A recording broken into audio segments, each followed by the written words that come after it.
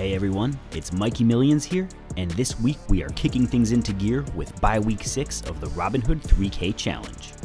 This is a big week for us because we need to get back on track after Week 5's loss when Uber and Starbucks snapped our 5-trade win streak, stole our money, and broke my heart. If you have any desire to watch that train wreck again, check it out here. Otherwise, let's get rolling. Like I mentioned, we're limping into Biweek 6 with a sore peepee and need a recovery.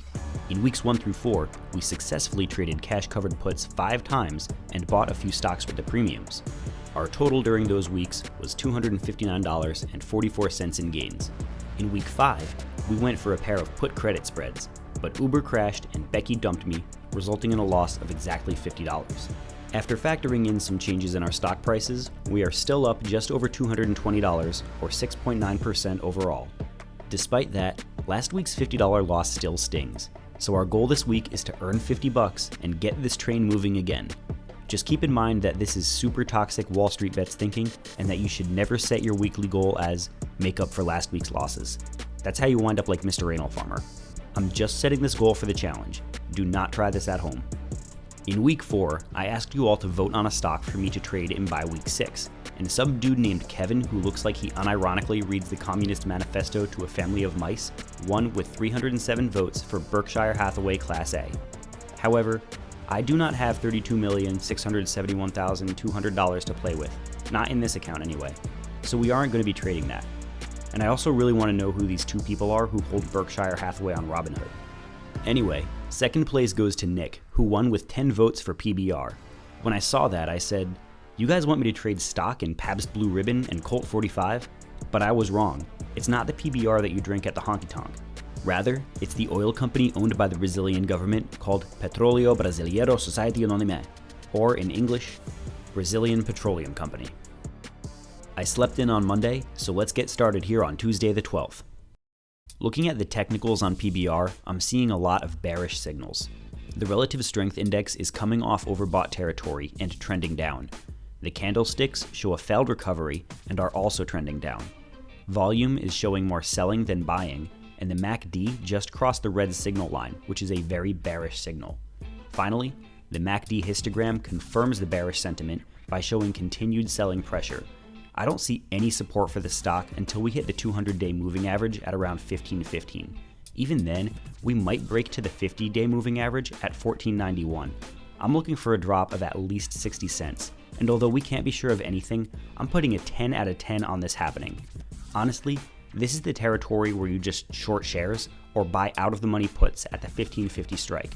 I'm tempted to do that, but instead, I'm going to set a call credit spread in keeping with the Theta Gang spirit and because I'm too much of a punk to buy puts. Not even going to front.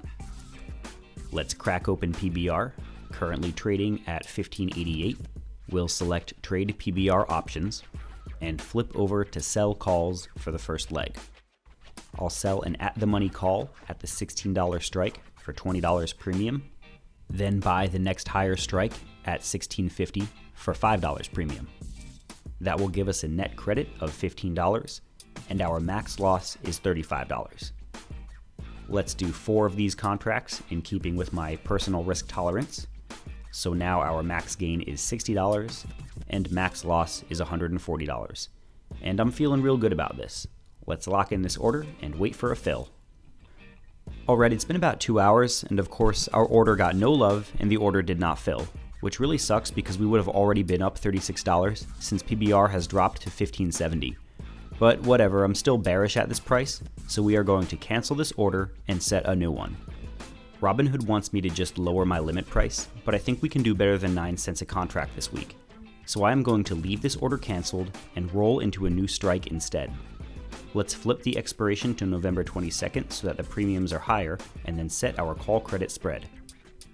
I am bearish, so we are going to sell an in-the-money call at the 1550 strike for $49 in premium, and then buy the $16 strike by trading back $25 of that premium.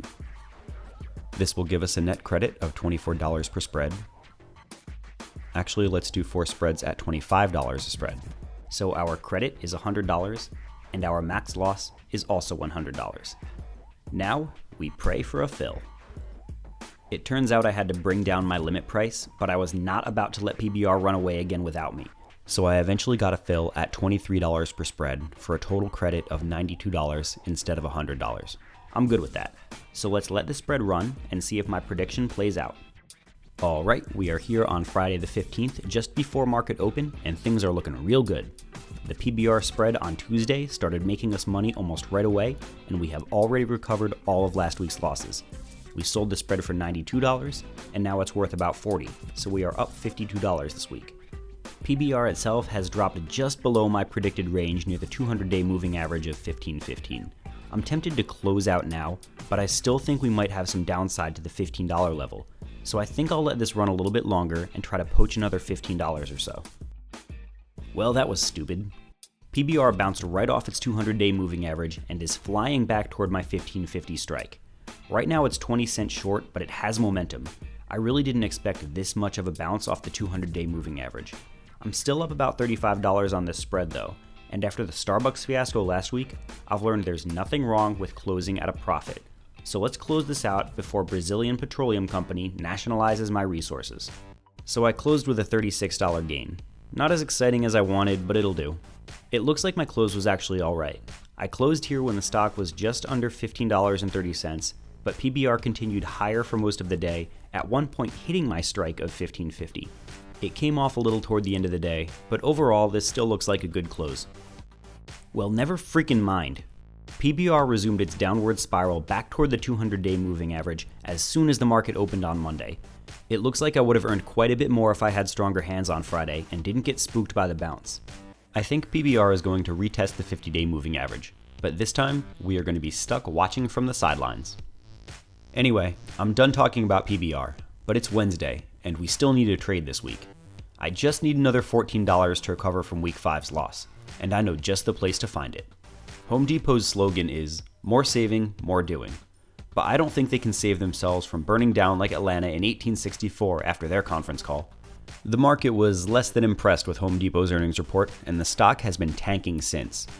I don't see a bounce this week, so let's set a call credit spread and grab $14. Now, as I open up this stock, I just want to be clear about one thing. I'm setting a 227.50 by 230 call credit spread when the stock is trading around 223. But make no mistake, this is not a trade I'd recommend in real life. My max gain ends up being $15, but my max loss is $235. When people compare selling options to picking up pennies in front of a bulldozer, this is what they're talking about.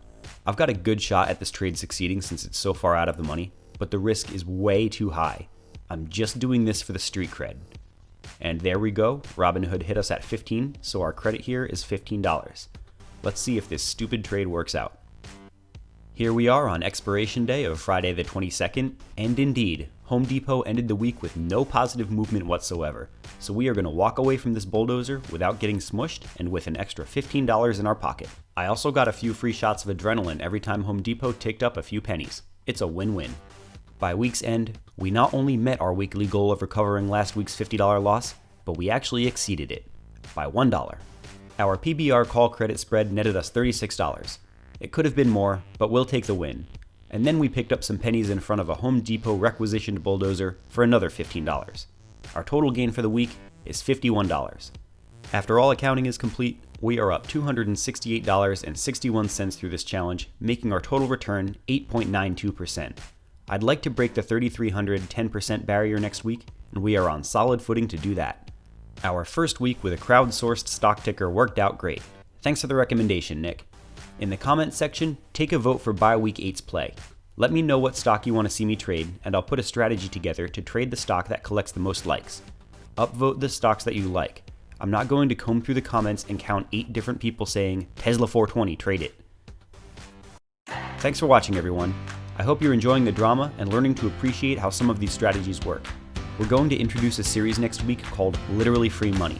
And unless you hate free money, make sure to subscribe so you can get in on the sauce. Thanks for all the love you've shown this channel so far, and I hope to see you next time.